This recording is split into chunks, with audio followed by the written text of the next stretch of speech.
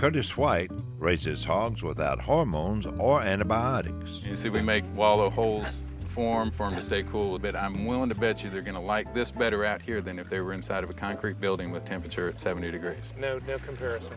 The reason why I don't always put minerals in all their feed is because they get a lot of minerals from the soil, and they dig down far enough a lot of times for the red clay. So they'll get the minerals through there. Curtis raises 5 different heritage breeds and respects their need for space and socialization. This right here is Wilbur. We normally don't name hogs, but Wilbur was born and its mother died. And I assumed that it was gonna, because it looked real weak. Well, a day later, I came out, it was running across the field. Yeah, right. But this is the Berkshire. Now, the reason why I'm keeping him is I'm gonna cross him with the Tamworth. And the Tamworth Berkshire cross, there's no better bacon. Literally, there's no better bacon. The majority of pork produced in the U.S. derives from hogs raised in industrial confinement lots. They never touch grass, mud, or feel one ray of sunshine. You guys are in a good place, you know that? Yeah, you are. What people don't understand is that industrial food is cheap for a reason. We're paying in taxes so much money to subsidize a lot of these industrial farmers and these industrial crops. Sam McGanum is passionate about buying local foods. He's the owner of Buy Right Market in a city where slow food flourishes, San Francisco, California.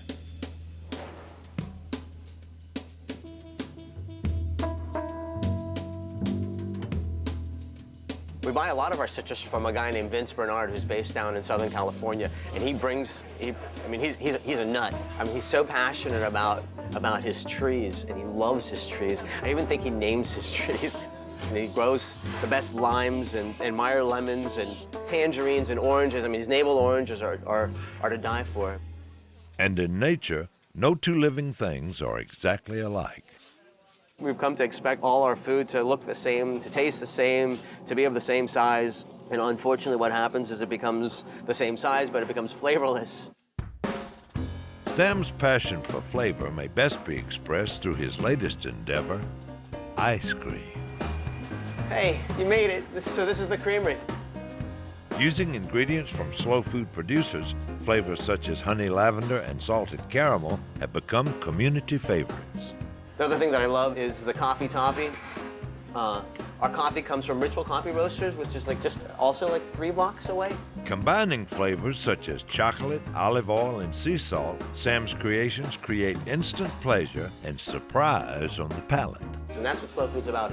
It's about expression. It's about expression of the land, expression of the terroir, it's about expression of the passion of the artisan who's producing what they're doing.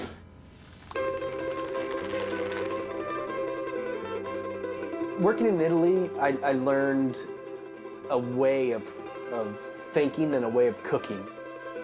It's a cuisine derived from poverty, and you use what's on hand and you use what's best on hand. 3 miles north of Buy Right Market is A16, where Chef Nate Appleman creates authentic Neapolitan pizza. We're starting with 5 ingredients.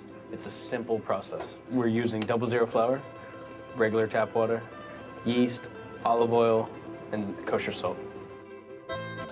Simplicity fused with quality ingredients are the staples of Italian cuisine.